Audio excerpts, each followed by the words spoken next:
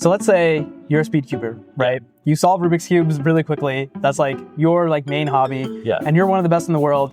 And you actually solve the Rubik's Cube faster than any human has done before in official competition. What's like going through your head? I'm like super stoked. I mean, this is a world record. I'm going after it. I'm getting my Shirley Temple. Like, we're getting lit tonight. Exactly, right? What goes through your head when at the competition, right? You get the world record single. It's amazing. Everyone's happy for you. 3 hours later, your world record is gone. Someone else solves the cube faster than you, and your world record never counted. Well, I mean, at least I had it for 3 hours. So like, I got a world record on 3 hours. I'll be in the legacy books, at least for some time. Maybe I'll have the world record for the shortest world record. And I'm just like, I'm still celebrating a little bit, but it is definitely like sad. But at least I got my name in there. See, what's crazy is this actually happened. Okay. And the guy, Keaton Ellis, got 5.09. He got the world record single. 3 hours later, Lucas Eder gets the world's first sub 5 second single, 4.90. Keaton Ellis, if you look on the World Cube Association history of the world record, he's not there. This is just gone, like they just erased them from the book? It's just erased. Here's why.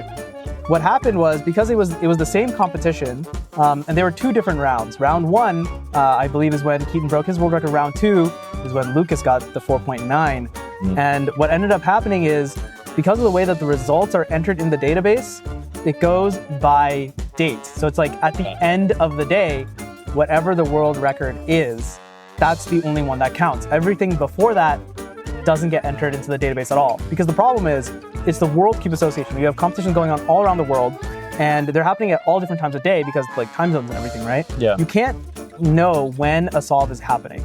Okay, sure. Because like some solves are gonna happen, like even if you have it on the schedule could run behind by like 10, 15 minutes or whatever. So you can't just look at the schedule and say like, it's gonna happen at this time. So because of that, they made like this blanket policy that it is whatever's at the end of the day, that's the world record that counts. So if you're Keaton, you get the world record. 3 hours later, the world record single is lost. At the same competition also. It's not even like a different competition. You're there and that's it. Like your name is not even in the books at all. We actually have a name for this now. It's called Getting Keaton. This is a thing in Rubik's Cube now. And it's crazy because like, you know, you were that guy.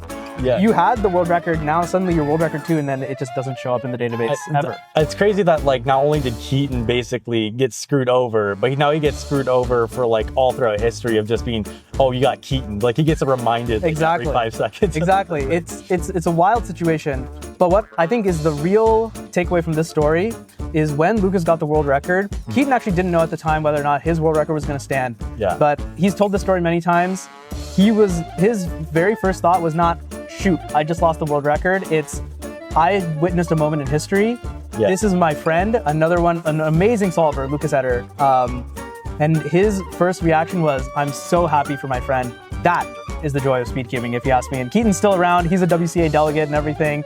And you know, he's a commentator now. He's been on loads and loads of broadcasts.